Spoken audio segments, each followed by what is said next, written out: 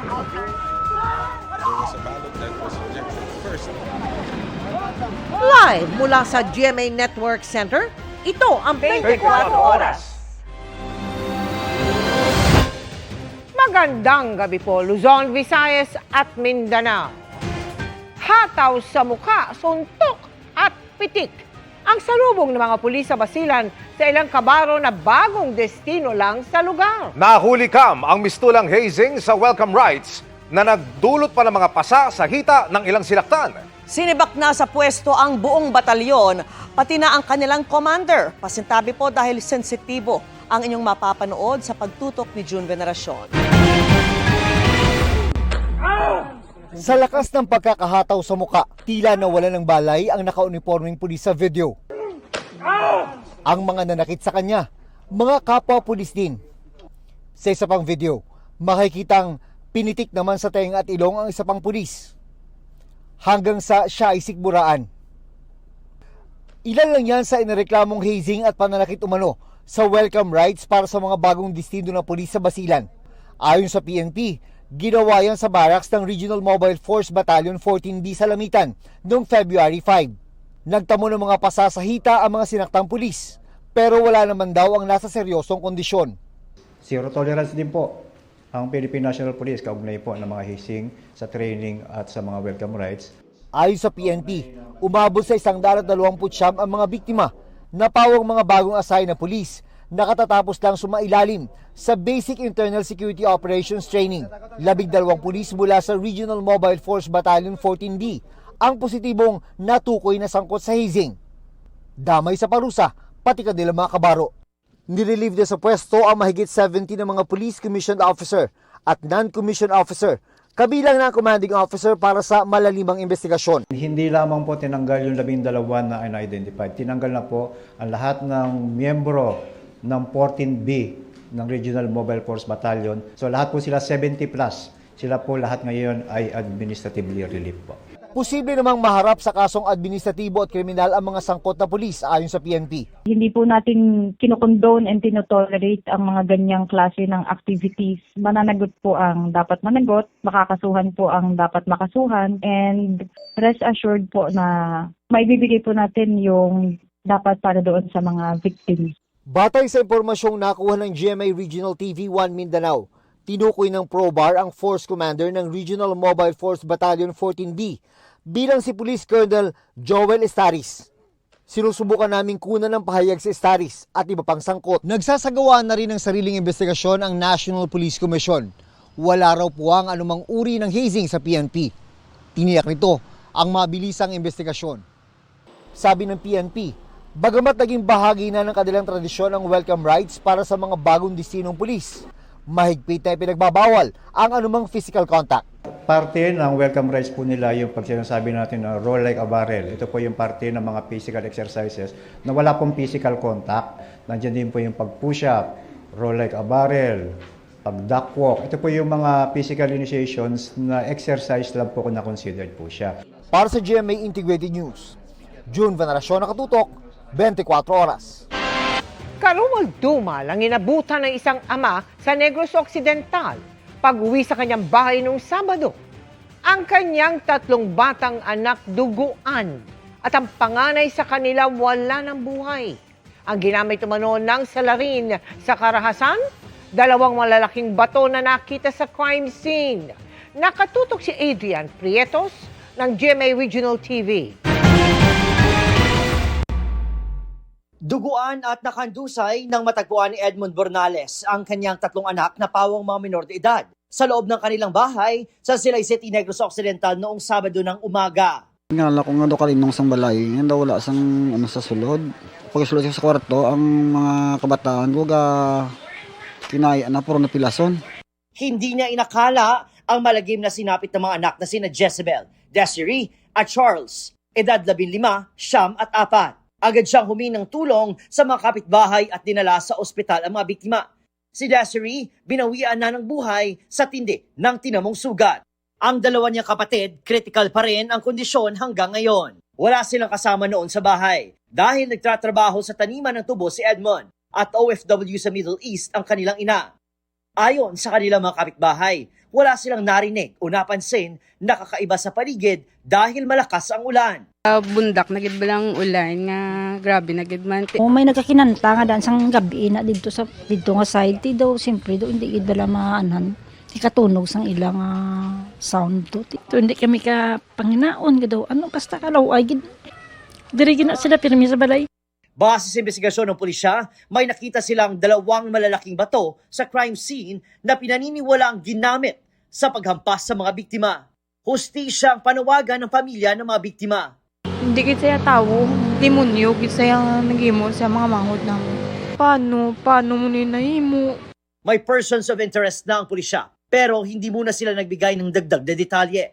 Ayon sa pulisya, negatibo sa sexual abuse ang 2 babaeng biktima base sa resulta ng tests. Dumating na rin ang kanilang inang OFW mula Middle East pero hindi na muna nagbigay ng pahayag.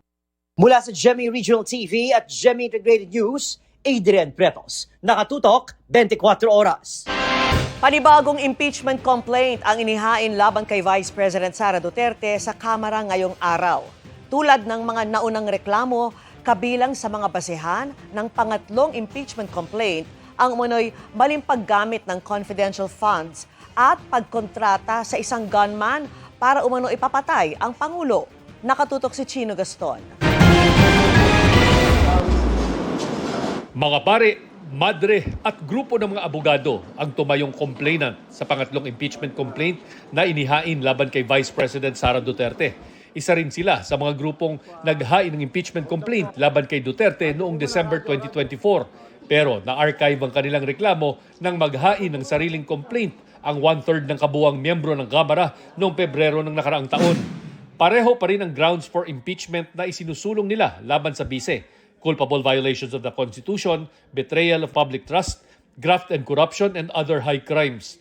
Nakabase umano ito sa umano'y maling paggamit ng confidential funds ng Office of the Vice President noong 2022 at 2023 at Department of Education noong 2023. Umano'y panunuhol sa mga opisyal ng DepEd, pagkontrata sa isang gunman para umano'y ipapatay ang Pangulo, First Lady at dating House Speaker, hindi pagdeklara ng lahat ng kanyang mga ari-arian sa kanyang salin at pagsusulong ng political destabilization at sedition. Kasama sa mga ebidensya ng reklamong ito ang testimonya ng mga tauhan ng OVP at DepEd sa mga nagdaang House hearing. Gayon din ang affidavit ng umano'y bagman na si Ramil Madriaga. Inihambing ng grupo ang pananagutan ni Duterte sa kaso ng isang public school principal na nahatulang makulong ng 11 taon dahil sa pagnanakaw ng 5,000 piso. Can we give a free pass to the Vice President for stealing not 1, not 2, but 612,500,000 pesos? Do we give the Vice President a free pass just because she has a famous family name? How do we talk to our kids? We can send somebody for pocketing 5,000 pesos to jail for 11 years. We are saying to our kids, to our children, it's not right to steal, it's not right to lie, magnakaw at magsinungaling. Si mamamayang Liberal Party List Representative Laila De Lima ang nag-endorso ng reklamong ito. Ayon kay De Lima, lumapit sa kanya ang grupo kamakailan para hilingin na i-endorso niya ang impeachment complaint. Kasama rin si De Lima sa mga nag-endorso ng ikalawang impeachment complaint na inihain naman ng iba't ibang civil groups. Ang mga grounds po hindi po nalalayo doon sa mga grounds na sinabi doon sa second complaint. Hindi rin po ito lumalayo o nalalayo doon sa pinakamismong grounds ginamit ng more than 1/3 of the House of Representatives last year in endorsing and adopting articles of impeachment and transmitting the same to the Senate. Mas na-improve pa nga po. It's an improved version actually, if I must say. Inaasahan naman na raw ng kampo ni Vice President Duterte ang paghahain ng panibagong reklamo na ito. Wala na rin daw silang maidadagdag sa komentong inilabas nila noong nakaraang linggo. Pero patuloy ang kanilang pagmomonitor sa development ng mga reklamo at sasagot sa pamamagitan ng angkop na proseso. Ang naunang 2 impeachment complaint laban kay Duterte na itransmit na sa tanggapan ni House Speaker Bogie D. Para sa GMA Integrated News, Chino Gaston nakatutok, 24 oras. Nakatakdang pagbotohan sa plenaryo ng Kamara ang resolusyon ng House Committee on Justice para sa pagbasura sa impeachment complaint laban kay Pangulong Bongbong Marcos. Nakatutok si Jonathan Andal. Those who are in favor of the motion, please raise your right hand. Sa botong ito, tuluyan ng ibinasura ng House Committee on Justice ang 2 impeachment complaint laban kay Pangulong Bongbong Marcos. Nanindigan ng Justice Committee na hindi sufficient in substance ang De Jesus at Masa et al. Complaint ay pinagtibay na din na i-dismiss itong 2 impeachment complaint na ito laban sa ating Pangulo. 39 sa mga kongresistang miyembro ng komite bumoto pabor sa committee report na nagsasabing insufficient in substance ang mga reklamo. 4 lamang ang tumutol dito. Sabi ng ilan sa kanila, kulang umano ang committee report. Hindi raw kasi sinama ang aligasyong nag-deliver umano ng 8 bilyong piso si dating DPWH Undersecretary Roberto Bernardo kay Pangulong Bongbong Marcos na patunay raw na guilty ang Pangulo sa betrayal of public trust. It is cited in the complaint that Yusek Bernardo delivered 8 billion pesos in kickbacks for the President. No, hindi po sinabing to the President, but for the President. There is nothing in the statements of Yusek Bernardo which directly links the President to any of the allegations. Si Congressman Edgar Erice may nakita raw na grave abuse of discretion sa Justice Committee na pwede raw questionin sa Supreme Court. The committee effectively conducted a mini trial. Denial of due process, serious allegations were dismissed without hearing. This is textbook grave abuse of discretion, and I think there's a sufficient grounds to raise it under Rule 65.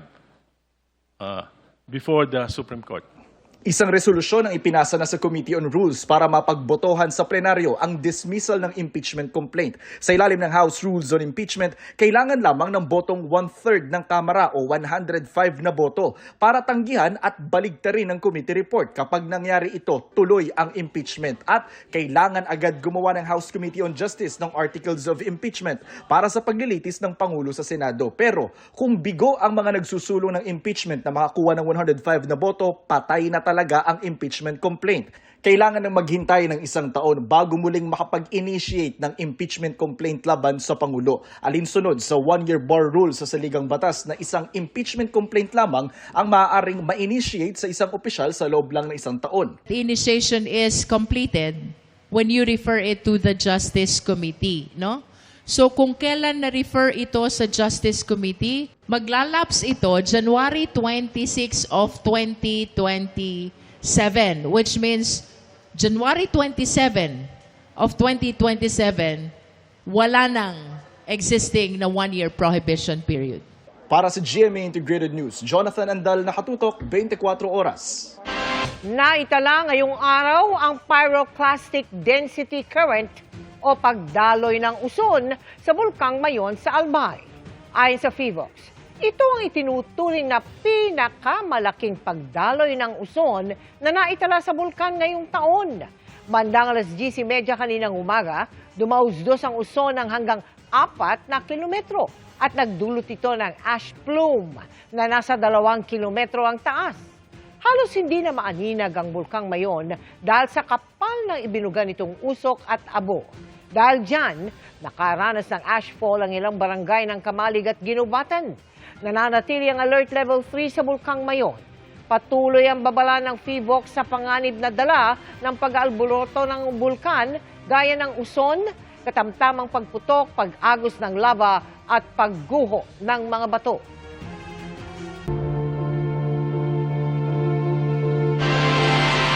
Hindi ulit natuloy ang arraignment ni dating Senador Bong Revilla kanina sa Sandigan Bayan para sa kasong malversation kaugnay sa umano'y ghost project sa Bulacan.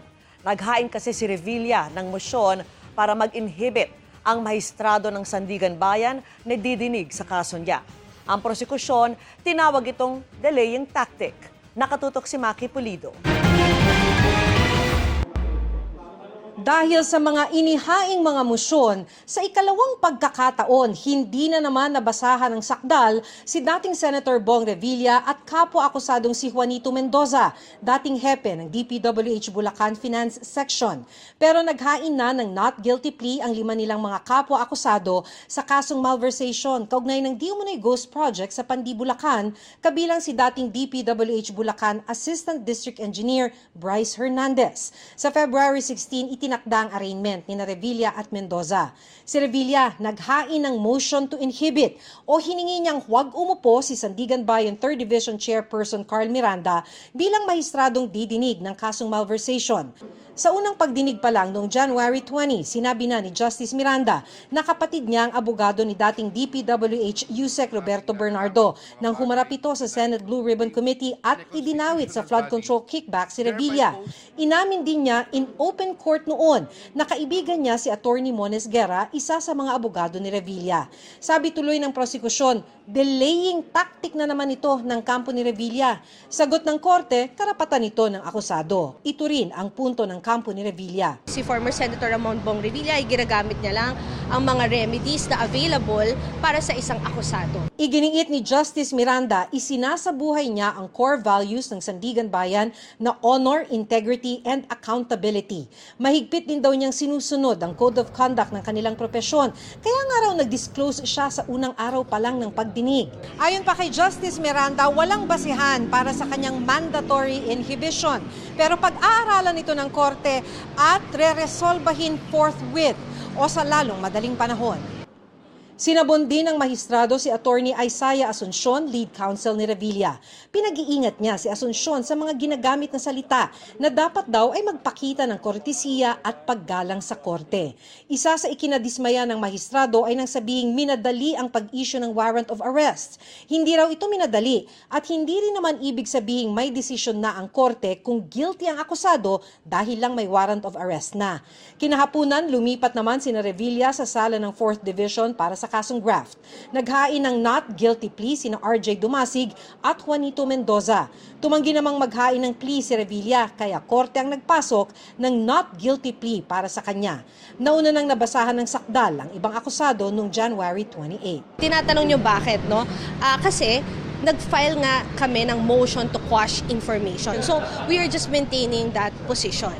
Para sa GMA Integrated News, Maki Pulido, nakatutok, 24 oras.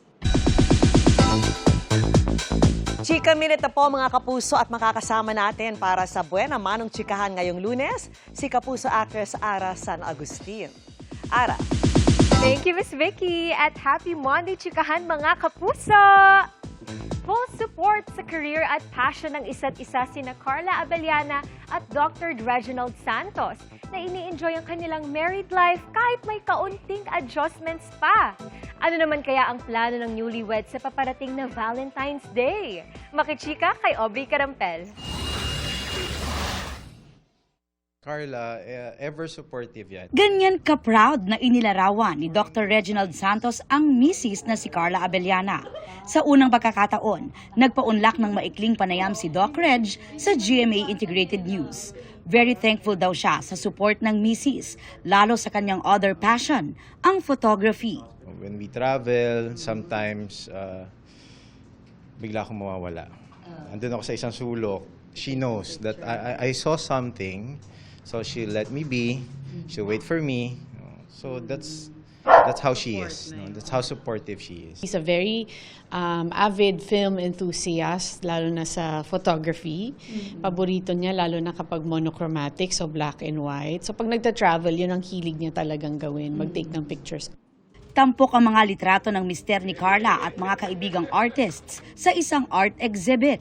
Tila collab project din nga raw nila itong mag-asawa dahil part of the proceeds sa mabibentang artworks mapupunta sa NGO na sinusuportahan ni Carla bilang isang animal welfare advocate.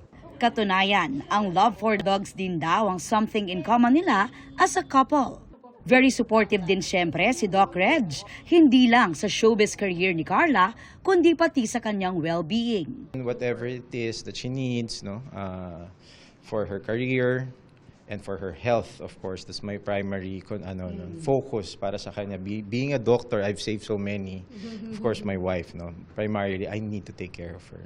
Pag-amin pa ni Doc Reg, naninibago at hindi pa raw siya sanay sa ngayon sa natatanggap na atensyon bilang asawa ng isang celebrity. I'm a very private person. Even sa hospital, there are a few people na nakakakilala sa akin. So, it will take some time before I get used to it. Nang kumustahin ko naman ang kanilang newlywed life, biro nila, So yeah, syempre, ayun nga, we're set to beat her record. Of 7 weeks. 7 weeks and 1 Konti day. na lang. Actually, it's a day after my birthday. Yeah. Yung 7... Valentine's Day. May mga adjustments pa ng konti. Pero ano pa rin kami, yung medyo on high pa din from the wedding. Gusto ko yung tinatawag ko siyang asawa ko or my husband. Ano naman kaya ang kanilang Valentine's Day plans? Wala pa, kakain sa labas kasi Yeah, birthday ganun niya. Pero hindi sa 14, sa 13. Kumbaga advance na lang or salubong. Aubrey Carampel, updated sa showbiz happenings.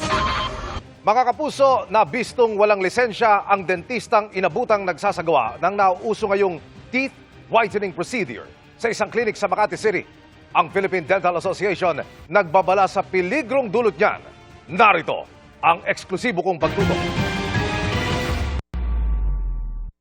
Isa ka rin ba sa mga G sa usong-uso raw ngayon na pagpapaputi ng ngipin? Sadya naman daw talagang nakaka-plus points ang teeth whitening procedure. Pero kung hindi marunong o sablay ang hahawak ng procedure, sa halip na aura points, mga aring ganito ang sapitin ninyo. Wow! Ayon sa Philippine Dental Association, naglipa na ngayon ang mga teeth whitening center. Ang problema, hindi raw lisensyadong dentista ang umahawak ng procedure. Gaya na lang daw ng klinika na ito sa Makati. Nakailan lang ay ni-raid ng NBI kasama ang PDA. Mag-ingat po tayo na mga ganyang services. Make sure na mayroon tayong may mga licensed dentist na nag-handle ng mga patients when it comes to that kind of services. If you are interested sa mga ganitong aesthetic, gusto niyo pumiti ang ngipin ninyo, please go directly to a licensed dentist. Ayon sa PDA, ang dinatnan nilang nagsasagawa ng teeth whitening procedure sa naturang klinika. Walang lisensya, ibig sabihin, hindi dentista. Sabi niya sa amin, ito daw po ay normal na ginagawa sa ibang bansa. Ay dito po, meron po tayong batas na 9484, Republic Act 9484, na naglilimit na ang mga procedure ay ginagawa lang po ng isang lisensyadong dentista sa loob ng kanyang dental clinic. Delikado ito ayon sa PDA dahil pwedeng maapektuhan ang bibig sa oras na sumablay lalo't hindi marunong ang may hawak ng procedure. May mga solutions na hindi alam ng ibang pasyente na it can damage sa kanilang oral cavity. Just in case malunok ng pasyente, yung chemical, matapang talagang solusyon na yan. Pag natamaan yung gilagid o yung gums, ayun, mayroong burning sensation. Pinakawalang-wala na pwedeng mangyari, maapektuhan ang gilagid. Hindi po sila gumagamit ng machine na suction machine na tagahigop para po hindi po nalulunok ng pasyente yung gel.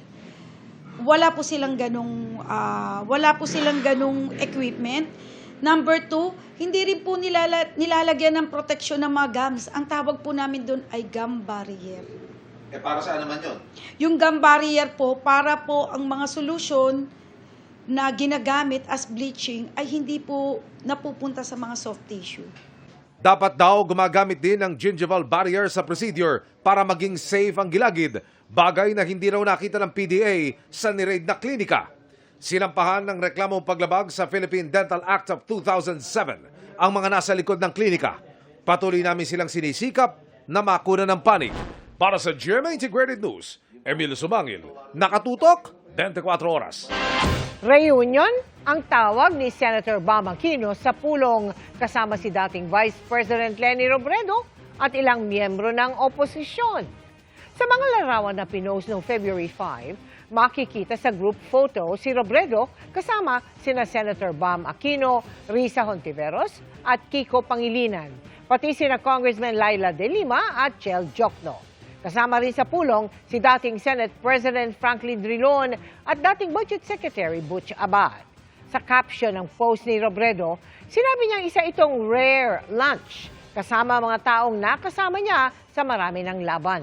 Ayon kay Aquino, kabilang sa mga natalakay nila ang mga nangyayari sa bansa at kani-kanilang advokasya. Nang tanungin kung magkakaroon ng United Opposition sa 2028, sabi ni Aquino, mahalaga na magsama-sama ang iba't ibang grupo at hindi lang ang mga nasa meeting.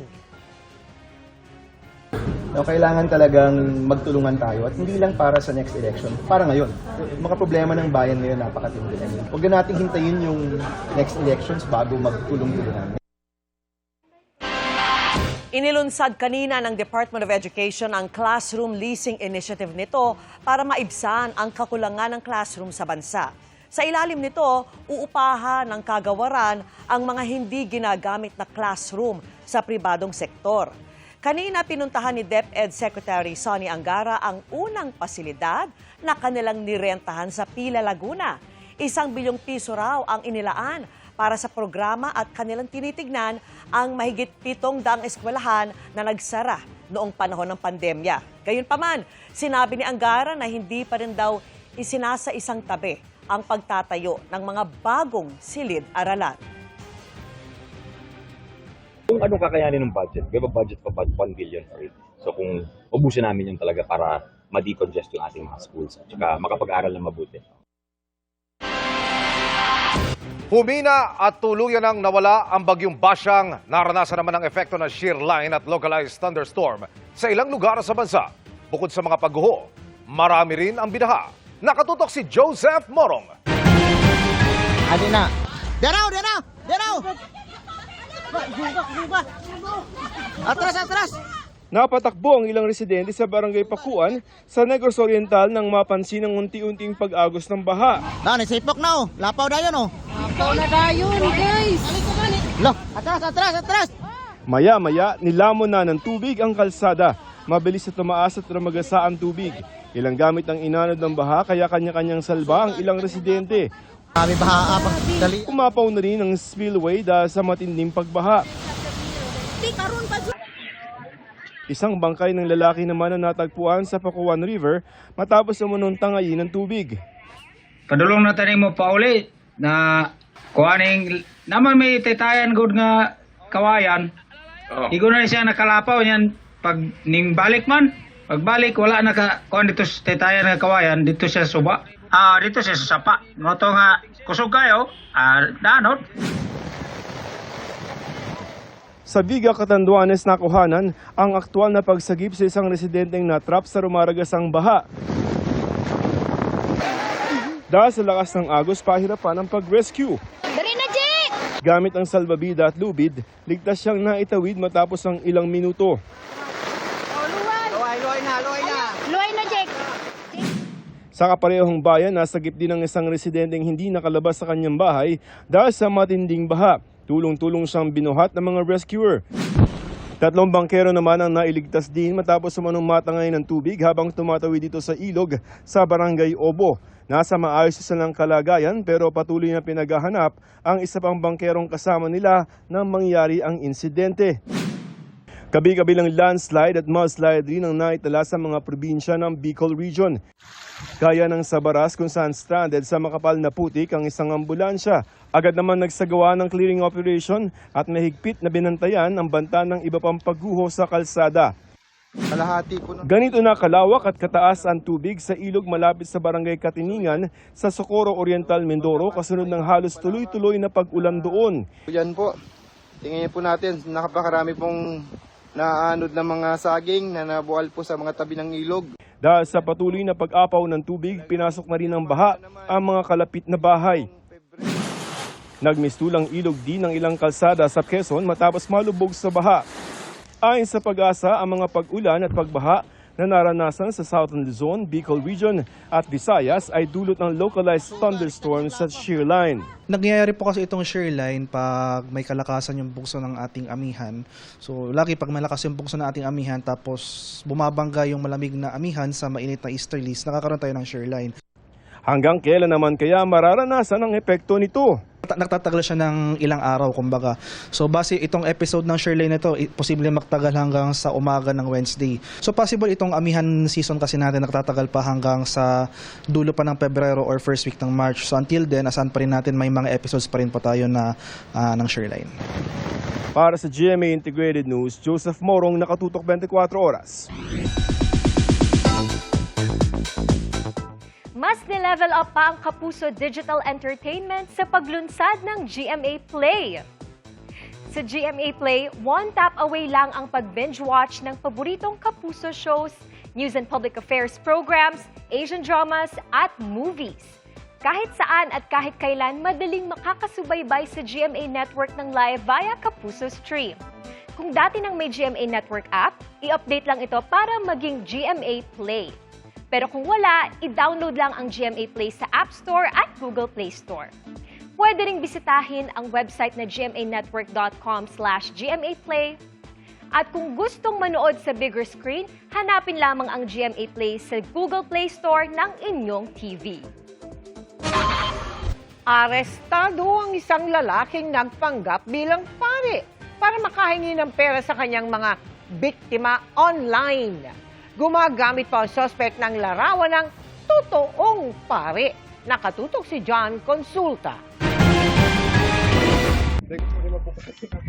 Di na nakapalag ang lalaking ito ng mga corner ng mga tauhan ng NBI Naga sa tindahang ito sa Camarines Sur. Arestado ang suspect matapos mahuling nagpapa-encash ng perang ipinadala sa kanya ng kanyang mga niloko. Ang modus daw ng suspect na nagsimula pa noong Agosto ng nakaraang taon, magpanggap online bilang isang pari sa Bicol, gamit ang litrato ng isang tunay na pari para mas maging epektibo ang kanyang panghihingi ng pera. Yung Facebook account na yun ay ginagamit para manghingi ng donasyon at charitable contributions para sa simbahan. When that parish priest saw the Facebook account, sinabi niya hindi kanya, nagpapakita at nagpapadala siya ng mga pictures ng mga activities in the parish. Kung kaya naman nang makita ang mga pictures na to, talagang naging kapanipaniwala. Kumpiskado ang perang in-encash ng suspect mula sa pinagpadalahang e-wallet ng isang donor. Kuha rin ang mismong cellphone na ginamit niya sa panloloko. Ang cellphone na ito ay ipa-examine natin, bagamat mag-a-apply muna tayo ng warrant to examine computer data. Ang kasong i-file natin sa kanya, estafa para doon sa kanyang mga naging biktima, hiningan niya ng pera, at identity theft under Republic Act 10175. Wala pang pahayag ang suspect na nakakulong na sa NBI Naga. Inaanyayahan ng NBI na magtungo ang mga posibleng naging biktima ng suspect na kanilang inaresto sa kanilang mga tanggapan para makapaghain ng karagdagang reklamo. Para sa GMA Integrated News, John Consulta, Nakatutok 24 Oras. Mga kapuso, wala ng bagyo o low pressure area sa loob ng Philippine Area of Responsibility, pero magpapatuloy ang mga pag-ulan sa ilang bahagi ng bansa. Dahil pa rin yan sa shear line kung saan nagsasalubong ang malamig at mainit na hangin pati ang northeast monsoon o hanging amihan.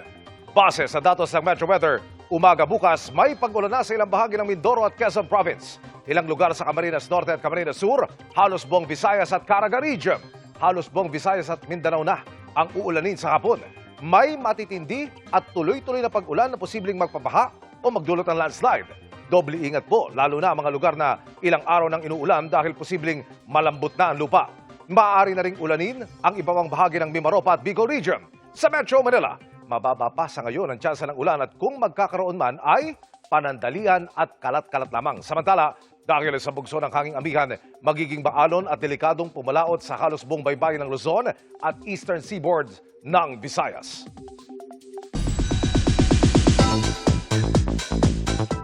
Mula Mula prima donna hanggang PBB Celebrity Collab Edition 2.0, certified fan ni Sparkle star Sofia Pablo ang isang lola na nag-viral pa kamakailan dahil sa pagpapakita niya ng all-out support sa idolo.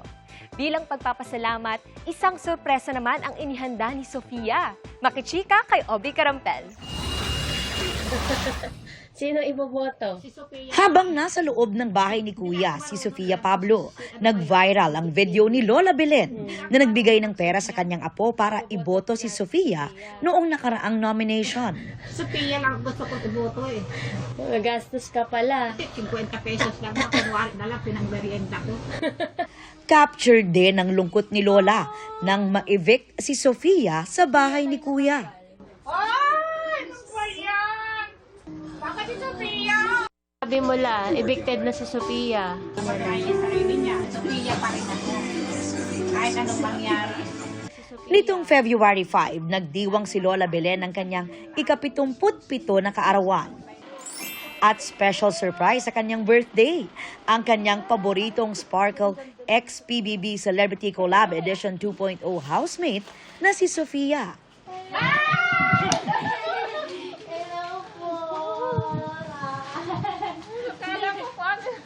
Thank you po. Aking paborito. Thank you po. Napanood daw ni Sofia ang videos ni Lola. Kasi paglabas ko pa lang po ng bahay, isa po sa mga unang pinakita po sa akin na videos is si Lola Belen po na, Pea, tinan mo, may nag-viral na Lola, love na love ka, sinusuportahan ka. Doon pa lang po, sinabi ko na talaga na gusto ko pumuntahan si Lola. Nagdala si Sofia ng prutas at birthday cake. Ipinagluto rin niya si Lola ng paborito niyang sinigang na isda. Imbes na mag-wish para sa sarili, siya ang may hiling para kay Sofia. Ang wish ko lang sa iyo, matupad yung ano mo sa buhay, pangarap mo sa buhay, itong aking idol. Thank you po. Dito lang ako masaya kung ako nag-tiktok, nakita ko lang ito, ayos na. Fan na raw si Lola Belen ni Sofia mula noong bumida ang Sparkle Star sa Kapuso Afternoon Prime series na Prima Donnas. Masayang masaya. Parang ako biglang bumatang bigla. Hindi ko akalain sinurpresa ako ng aking idol. Emosyonal si Sofia na nagbigay ng mensahe sa kanyang masugid na tagahanga. Lola, syempre po gusto ko pong mag-thank you kasi dahil po sa Ako ang dapat magpa-thank you sa iyo. Hindi po, akong akala niyo po. Susuportahan kita habang ako'y buhay pa. Kung akala niyo po, napapasaya ko po kayo, mas napapasaya niyo po ako. Salamat. Dahil po sa inyo, mas namamotivate po ako na galingan. Kasi alam ko po na may napapasaya ako ng mga tao tulad po ninyo. Aubrey Carampel, updated sa Showbiz Happenings. Kapwa itinanggi ng mga negosyanteng sina Jonathan Payawalso at Carlito Macadangdang ang kanilang pagkakaugnay sa umunoy maanomalyang flood control scandal. Naglabas ang mga negosyante ng pahayag matapos sabihin ng Department of Justice na kasama sila sa iniimbestigahan kaugnay ng flood control scandal. Sa social media, sinabi ni So at Macadangdang na wala silang kinalaman sa anumang ghost flood control project. Habang iginagalang nila ang mga otoridad at ang proseso, naniniwala rin nila sila na dapat bigyan ng bawat Pilipino ng due process at ng pagkakataong marinig. Dagdag pa nila, haharapin nila ito, sasagutin sa tamang forum at kumpiyansa silang lalabas ang katotohanan. Sugatan ang isang binatilyo matapos siyang pagtulungang saktan ng 2 gwardya sa Maynila. Sabi ng mga gwardya, hindi nila sumunod ang biktima at pumalag ng sitakin dahil sa pagbibisikleta sa bawal na lugar. Nakatutok si Salima Refran.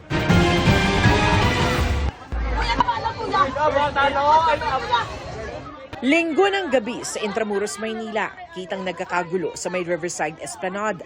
Isang babae ang pumapagitna sa mga gwardyang nakauniforme ng Gwardya Sibil at sa kinukuha nilang lalaking nakaputing t-shirt. Hawak ng isang gwardya ang damit ng lalaki at hinahatak ito habang sinusubukang makipag-usap ng babae. Hinampas ng gwardya ang lalaki. Ang isa pang gwardya, biglang sinuntok ng malakas sa muka ang lalaki. Ang gwardyang unang humampas, nagpakawala ng sunod-sunod na suntok sa tagiliran ng lalaki. hinampas ito sa ulo at pinagsisipapa. Hoy, patayan! Dito na kumawala ang lalaki at nakipambuno sa dalawang gwardya. Ang lalaking nakaputi, napag-alam ang edad 17 anyos. Agad inireport sa tourist police ang insidente at inaresto ang mga gwardya. Iniharap sila kay Manila Mayor Isko Moreno. Ayon sa mga gwardya, ilang beses nilang sinita ang minor de edad dahil sa pagbibisikleta na bawal sa lugar, pero hindi umano nakinig. Nung time po na lalaglag yung cellphone ng bata, hindi ko po alam kung kukunin niya po o hindi kasi nakita ko po yun eh. Pagtango po ng kasama ko, sinuntok po ng bata yung kasama ko. Nung malapit na po akong, malapit ko na po yung mahawakan yung bata para mahulog po sana. Ang nangyari po, pinalo po ako ng matigas na bagay po sa mukha, kaya po nagkaroon po ko ng damage. Dito na raw sila naghabulan hanggang sa mga kainan at nakuna ng insidente. Nagsalita po yung bata na gusto ko pa daw makaisa ang palo sa kanya. Kaya doon na po ako naggalaiti na nasaktan ko po yung bata. Tanong ng alkalde, bakit hindi na lang daw tinawag ang mga pulis? That time po talaga, Mayor, nagawa ko lang po talaga yun dahil po sa bugso ng damdamin. Inutos na ni Moreno ang investigasyon sa mga gwardya. Guards should be guarding property. They're not policing the streets. They're not allowed.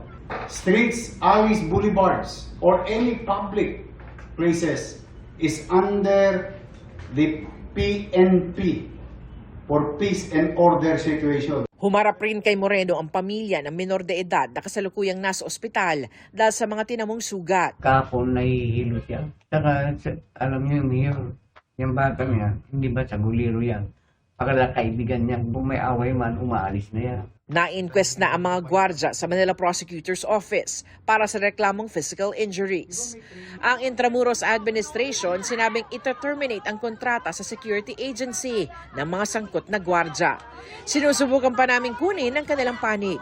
Para sa GMA Integrated News, Sanima Rafran, nakatutok, 24 oras.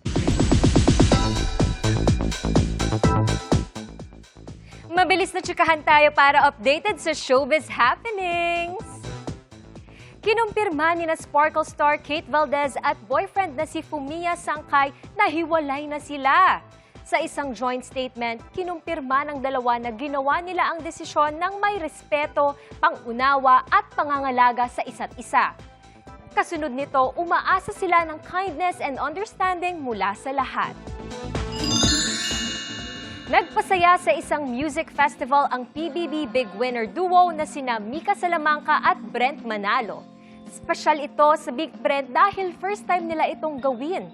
Aabangan din sina Mika at Brent sa upcoming series na The Secrets of Hotel 88. Sakto ngayong Love Month. Get ready na pakiligin ni The Clash 2023 Grand Champion John Rex sa kanyang first solo concert. This February 15 na yan sa Quezon City. Dumalaw at nakiramay si Vice President Sara Duterte sa mga kaanak ng mga nasawi sa paglubog ng MV Trisha Kirsten 3 sa Zamboanga City. Bukod sa tulong pinansyal na 2,500 pesos, namahagi rin ang kanyang opisina ng bigas at grocery items kada pasahero. Patuloy ang operasyon ng mga otoridad para mahanap ang iba pang nawawala. Ang PCG Technical Divers napasok na ang loob ng barko at naiangat ang bangkay ng isang lalaki. Napansin ko, natanggap na nila na patay na, ang gusto lang nila ay makita yung bangkay. Meron namang hanggang ngayon ay hopeful sila na makitang buhay yung kanilang mga kamag-anak. At yung sa naman sa mga survivors ay yung trauma noong nangyari sa kanila.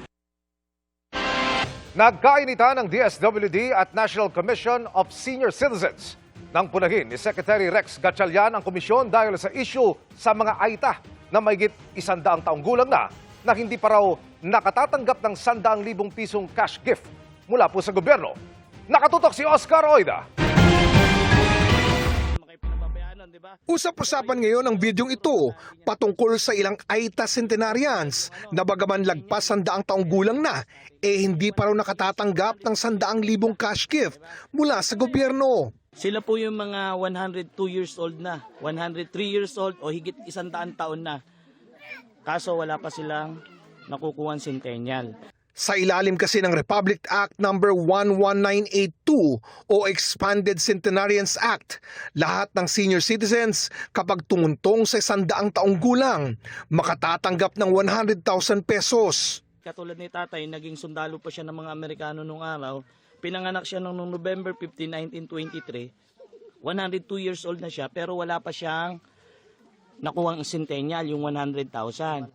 Ang sitwasyon ng mga Aita centenarian nakarating na sa National Commission of Senior Citizens o NCSC na siyang responsable sa pamamahagi ng Expanded Centenarian Cash Gift Program. Kaagad, pinaredy na namin yung matatanggap na nila. So, this morning lang, natanggap namin yung endorsement coming from the mayor of Capas Tarlac. Kasi may endorsement application, titingnan ng mga papeles, tapos i-endorse sa amin sa komisyon.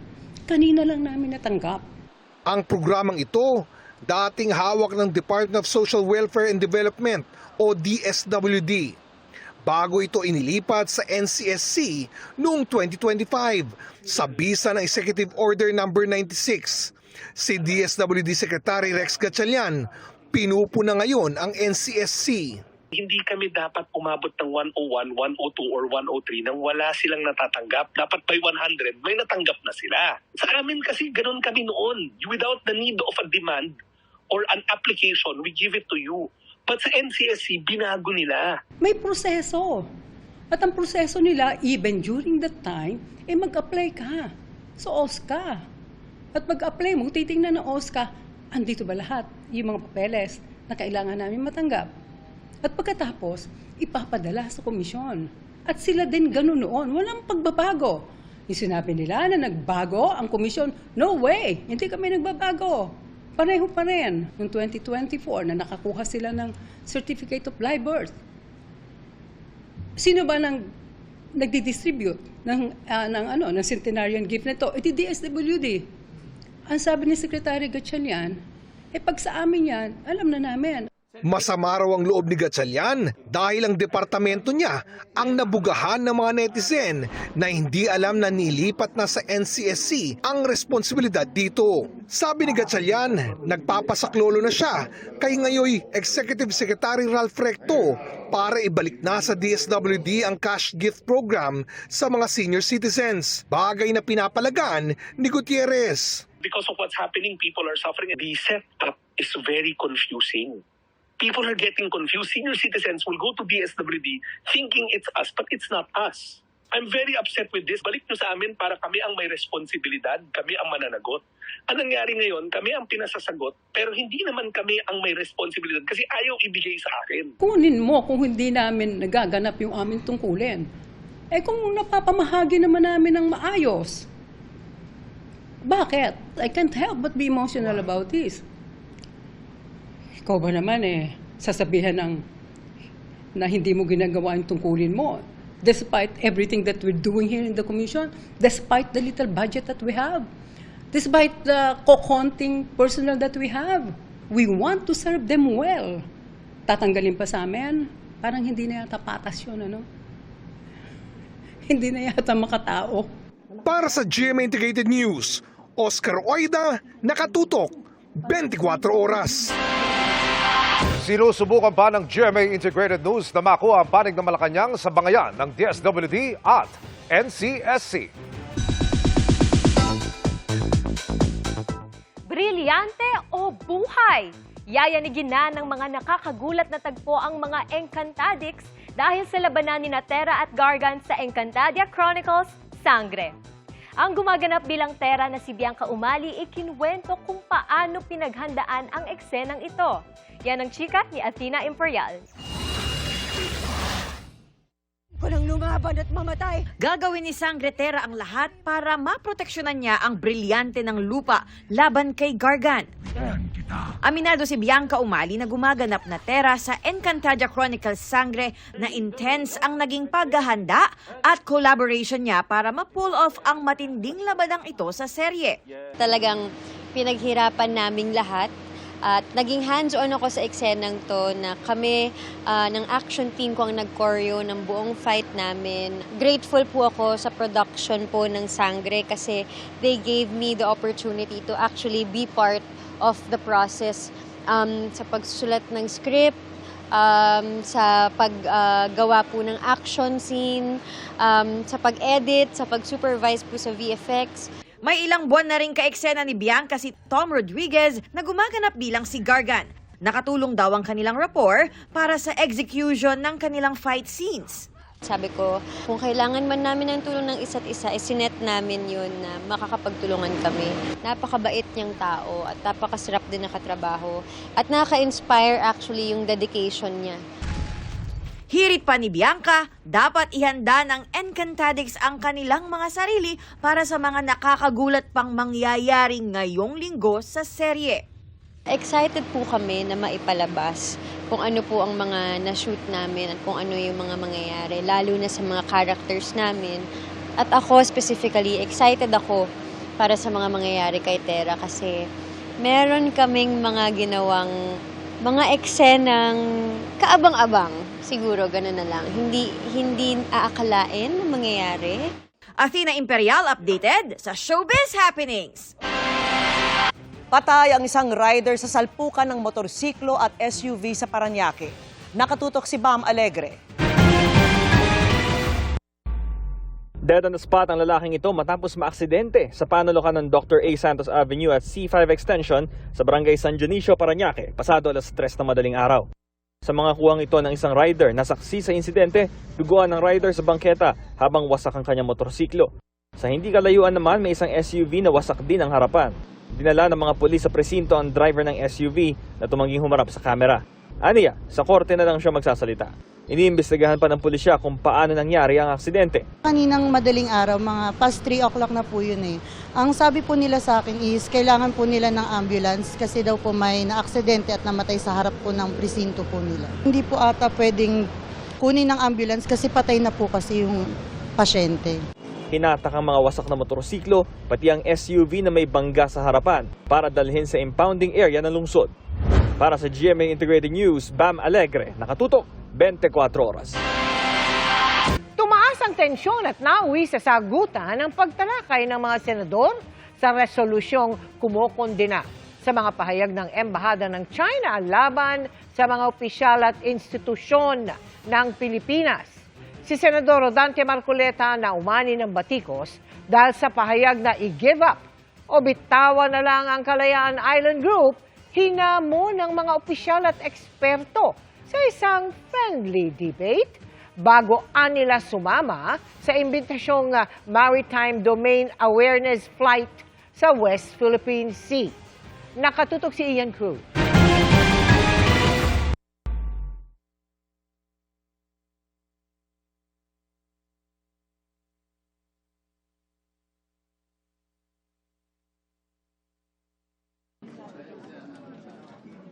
Sa pagtalakay ng Resolusyon 256 o ang resolusyon na kumukondena sa mga pahayag ng Embahada ng China laban sa mga opisyal at institusyon ng Pilipinas at muling iginiit ang karapatan ng bansa na ipagtanggol ang soberanya nito alinsunod sa international law.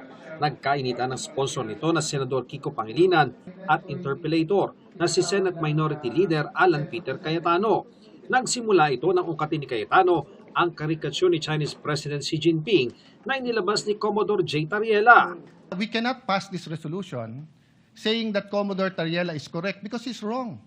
If he just simply stated, I love the Philippines, I will fight for our territory, I'll fight for our sovereignty rights, I will do my duty, but sorry, dahil uminit ulo ko, nilabas ko to, pero hindi official yan. Tapos tayo. We beg to disagree, Mr. President, that Mr. Commodore Tariela is mistaken. So, we would not have put this resolution and authored it if we felt Mr. Tariela. So that's what I want to elicit. So the authors of this resolution is saying, pwede So kung ang official ng presidente is to have certain decorum sa presidente ng China, pwede yung isang general hindi sumunod. Ang sa kanya, bastusin natin yung Pangulo Mr. ng President, isang bansa. that is his interpretation? No. Bastos yun. No, that is your interpretation. No. So if I ask them well, now... Mr. President, we beg to disagree. Can you... Nasuspend ng sesyon sa init ng debate pero nagpatuloy pa rin matapos ang ilang minuto. Muling uminit ang diskusyon na itanong naman ni Cayetano kung anong statement daw ba ang kanilang pinag-uusapan na paksa ng resolusyon. Will you supply us or will we annex or add whereases so that we will see ano ba tong statements na to? It's specified, the nature of the statements. So a little bit of research, malalaman mo na which statements were these because this Point refers of order, Mr. President. Point of order. What is the point of order? The statements of Senator Pangilinan. The nature of his statements. Kayo na mag-research kung ano statements na yun, Mr. President. Sabi niya, pwede daw yun eh. Mr. President, I-research na lang daw I'm natin. not yet done. No, that's why I Philippine gave you, officials, Mr. President, including that's why I members, gave a point of members order. of the Senate. May I just be, I am still It's speaking, a point of Mr. order, President. Mr. President. A point of order precedes your precedence. Where is the point My of order, motion Mr. President? for... Where is the point of order? Session is suspended. Habang suspendido ang sesyon, nakita ang kinausap si Cayetano ni na Senate President Tito Soto at Senate Pro Tempore Ping Lacson. Pagbalik ng sesyon, napagkasundoan ng mga senador na i-amend ang resolusyon at ilagay ang mga statements na hinahanap ni Senador Cayetano. Matapos ang halos 3 oras sa debate, walang tumutol sa pag-adapt ng resolusyon. I move to approve or adopt proposal resolution number 256. I so move. Any objection? Hearing none. PS Resolution 256 is hereby adopted. Thank you very much, Mr. President. Sinagot naman ni Senador Rodante Marcoleta ang imbitasyon ni Commodore J. Tariela na sumama siya sa isinasagawang Maritime Domain Awareness Flight sa West Philippine Sea. Git ni Marcoleta, magkaroon muna raw sila ng friendly debate ni Tariela, dating Supreme Court Associate Justice Antonio Carpio at Maritime Security Expert Professor J. Batong Bakal. Bago yun, sabi nyo kay Commodore Tariela, kasama si Justice Carpio. And sino ba yung professor sa iyo? Si Batong Bakal. Para sa isang friendly debate. Bago pa yung pagpunta doon. Para sa ganun maayos natin. Para sa kapakanan ng ating mga. Salamat. Matatanda ang umani ng batikos ang sinabi ni Marcoleta sa pagdinig ng Commission on Appointments na i-give up o isuko na lamang ang Kalayaan Island Group dahil labas naman ito sa Exclusive Economic Zone o EEZ ng bansa. Nilinaw naman ni Marcoleta na hindi niya intensyon na isuko ang KIG at ang kanyang mga nasabi ay na-misinterpret lamang matapos lumabas sa mga balita. Inilahad niya rin ito sa plenaryo sa pagtalakay sa Resolution 256. Sumama na nga po yung napakaraming tao na sinasabi ko raw, i-give up natin ang KIG. Mr. President, kahit kailan hindi ko sinabi yun. Teritoryo po yun, land features po yun, hindi sakop po ng arbitral tribunal. Ang sinasakop lang po ng tribunal, yung tubig po. Kaya lang magkaintindihan tayo. Hindi ko sinasabing hindi atin yon. Teritoryo na natin yon dahil occupied na po natin yon. Ngunit ang pinag-uusapan lang po, yung tubig nila, hindi natin pwedeng i-connect doon sa ating exclusive economic zone. Kasalanan po yun. I really wanted to bring Senator Marcoleta and Congressman Marcoleta, the Marcoleta father and son duo, para malaman nila na sa Pag-asa may mga kabataang Pilipino rito, may komunidad ng mga Pilipino. Sabi ni Carpio, payag sa debate pero ang topic daw ay kung legal ba ang West Philippine Sea at kung ang mga isla at bahura sa Kalayaan Island Group ay bahagi ng West Philippine Sea. Sagot naman ni Batong Bakal, hindi pang debate ang soberanya ng Pilipinas at ang mga karapatan natin dito. Wala raw magandang idudulot ng debate ni Marcoleta, kundi ipakita sa buong mundo na hindi tiyak ang soberanya at karapatan ng Pilipinas dahil mga opisyal mismo nito nag-aalinlangan at kailangang pagdebatehan pa. Para sa GMA Integrated News, Ian Cruz, nakatutok 24 oras. At yan ang mga balita ngayong Lunes. Ako po si Mel Tiangco. Ako naman po si Vicky Morales para sa mas malaking misyon. Para sa mas malawak na paglilingkod sa bayan, ako po si Emil Sumangil. Mula sa GMA Integrated News, ang News Authority ng Pilipino, Nakatuto kami 24 oras.